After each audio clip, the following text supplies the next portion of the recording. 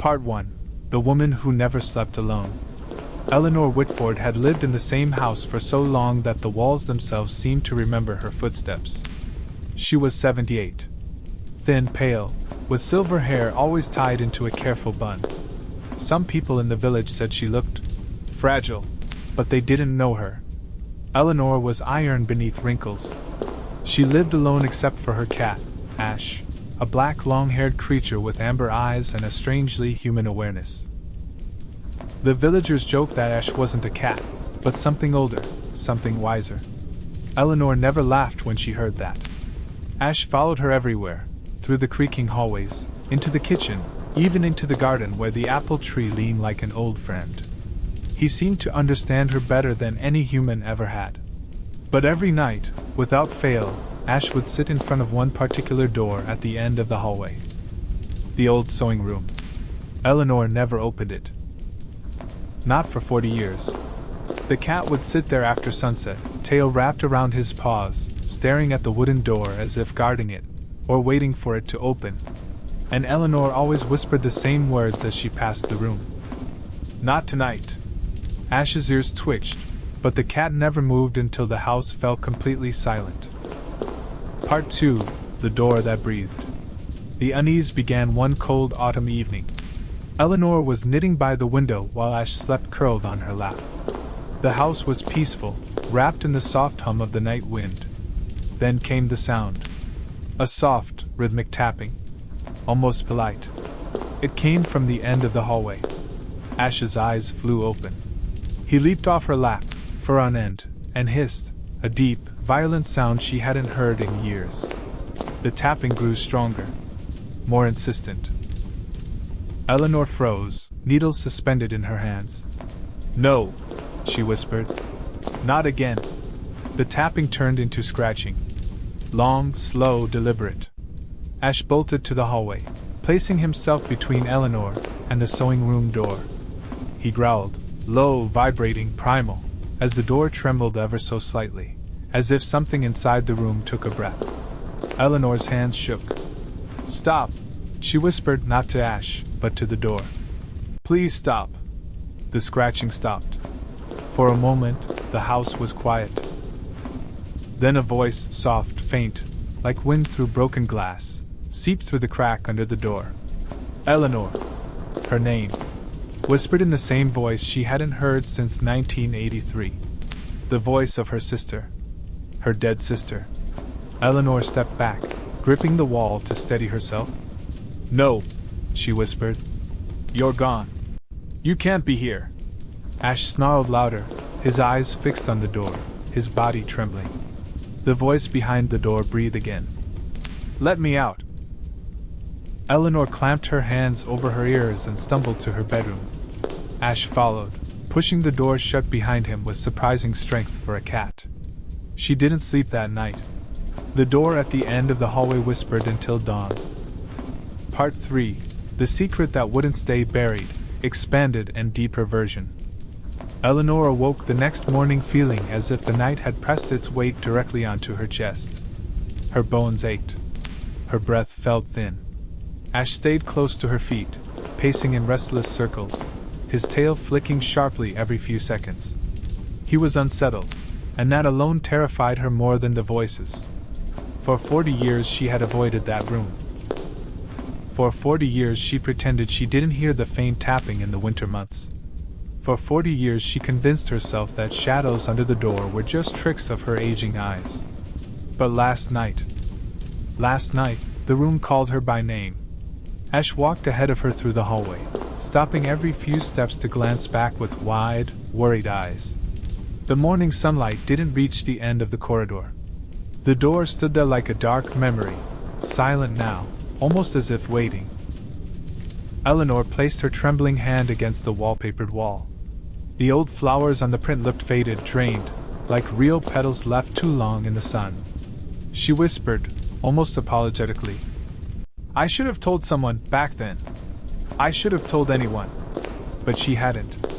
Not the police. Not her neighbors. Not her closest friend. Not even the priest who had offered gentle concern. The truth was simple and horrible. Eleanor didn't think the world would believe what she saw that night. She remembered it vividly, the way Marjorie knelt on the wooden floor of the sewing room. Her younger sister had always been delicate, soft-spoken, imaginative to a fault. But that night she spoke with an eerie calm. "They're here, Eleanor. They've been waiting." Eleanor never saw them. She only saw a shimmer of air near the wall, like heat waves rising off asphalt on a summer highway. But Marjorie reached toward that shimmer as if it were a pair of invisible hands. Eleanor grabbed her sister, pulled her back, screamed for her to stop. But the air moved, shifted, thickened, and Marjorie whispered, "Don't be afraid. They told me you wouldn't understand."